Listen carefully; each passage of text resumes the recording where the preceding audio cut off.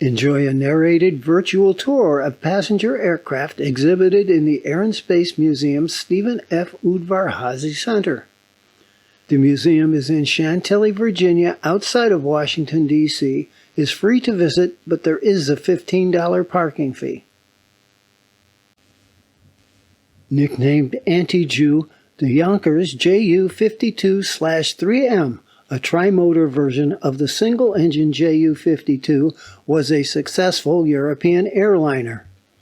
By the mid-1930s, airlines throughout Europe and Latin America were flying them.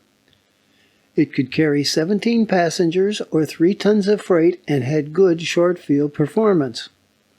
During World War II, they were the Luftwaffe's primary transports, and some served as bombers.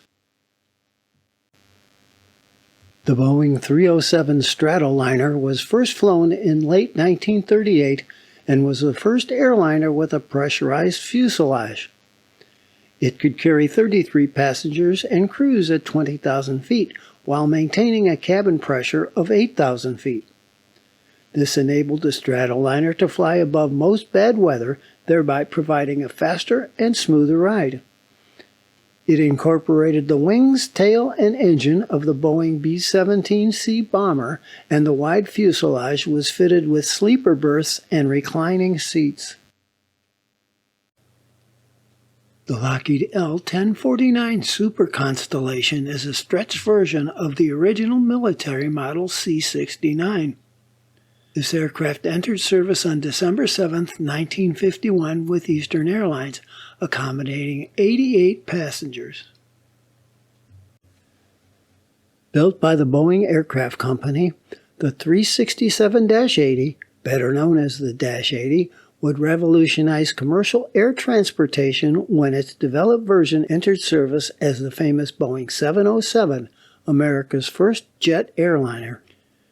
Boeing invested $16 million of its own capital to build a prototype jet transport in a daring gamble that the airlines and the Air Force would buy it once the aircraft had flown and proven itself. It made it a large cabin based on the dimensions of the C-97 with the 35-degree swept-wing design based upon the wings of the B-47 and B-52, but considerably stiffer and incorporated a pronounced dihedral. The Air Force bought 29 KC-135As as a tanker transport after they convinced Boeing to widen the design by 12 inches. On the commercial side, the 707 was made 4 inches wider than the Dash 80 so that it could carry 160 passengers to satisfy the Pan American Airways requirement. The wider fuselage developed for the 707 became the standard design for all Boeing subsequent narrow-bodied airliners. The Concorde was the first supersonic airliner to enter service, and it flew thousands of passengers across the Atlantic at twice the speed of sound for over 25 years. Carrying up to 100 passengers in great comfort, the Concorde catered to first-class passengers for whom speed was critical. It could cross the Atlantic in fewer than 4 hours, half the time of conventional jet airliners. However, its high operating cost resulted in very high fares that limited the number of passengers who could afford to fly it, while a shrinking market eventually forced the reduction of service until all Concordes were retired in 2003. I hope you enjoyed this narrated virtual tour of passenger aircraft displayed in the Steven F Udvar-Hazy Center of the National Air and Space Museum. If you would like to tour other aircraft in this series, convenient links are in the description section below this video.